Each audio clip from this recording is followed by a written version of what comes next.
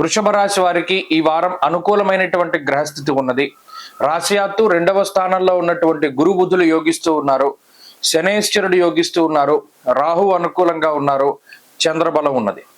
ఈ 5 గ్రహాల తాలూకు అనుకూలతల వల్ల వృషభ రాశి వారికి గోచార రీత్యా చాలా బలమైనటువంటి స్థితిగా చెప్పవచ్చు.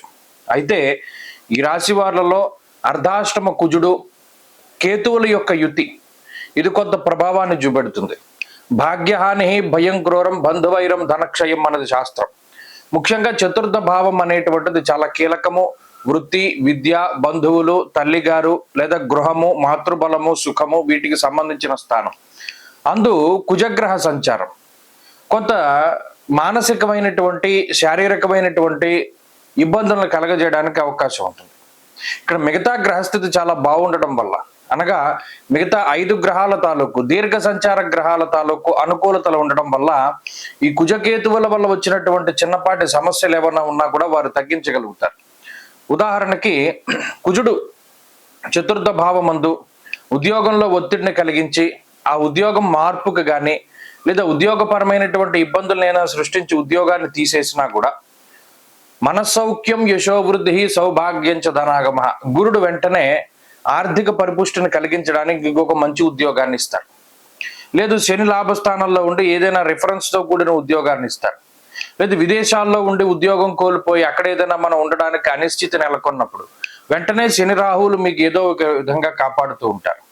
ఇలా కుజుడు వల్ల ఏర్పడినటువంటి ఆర్థిక సమస్యలు లేదా కుటుంబపరమైనటువంటి ఇబ్బందులు, ఉద్యోగము, చదువు, వ్యాపారము వీటిలో ఏ సమస్య వచ్చినప్పటికీ మిగతా గ్రహ సంపత్తి వాటిని కాపాడుతుంది. గుర్తుపెట్టుకోవాల్సిందల్లా ఏదైనా ఒక ఉపద్రవమో లేదా ఒక ఇబ్బందో వచ్చినప్పుడు కృంగిపోకుండా, ఇది కుజుడి వల్ల కలిగింది కదా, కుజకేతువుల యొక్క యుద్ధి వల్ల జరిగింది కదా, అలాగే జన్మమందు రవి ఉన్నారు కదా, అంటే దేహార్తిచిత్త సంతాప, జన్మరాశి యందు రవి సంచారం కూడా శారీరకమైనటువంటి శ్రమను సూచిస్తోంది. కాబట్టి ఈ 3 గ్రహాలు ఇచ్చిన ప్రతికూలతల్ని మిగతా గ్రహాలు తీసేస్తాయి. దానికి కొంత సమయం పడుతుంది అనేటువంటి విషయాన్ని దృష్టిలో పెట్టుకోవాలి. ఉద్యోగం పోయింది, భయపడాల్సిన పనుల, ప్రయత్నం చేస్తే ఇంకొకటి వస్తుంది వెంటనే అనేటువంటి విషయాన్ని దృష్టిలో పెట్టుకోవాలి.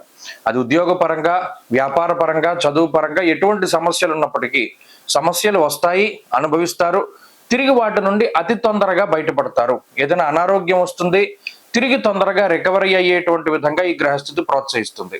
ఈ విషయాలను ప్రధానంగా గుర్తుపెట్టుకోవాలి. కాబట్టి ఏదైనా ఇబ్బంది వస్తే వెంటనే దానికి సంబంధించినటువంటి రికవరీ ఉంటుంది. కాబట్టి మిగతా గ్రహాలన్నీ కూడా ఈ దోషాలను తగ్గించడానికి ప్రయత్నం చేస్తున్నట్టు.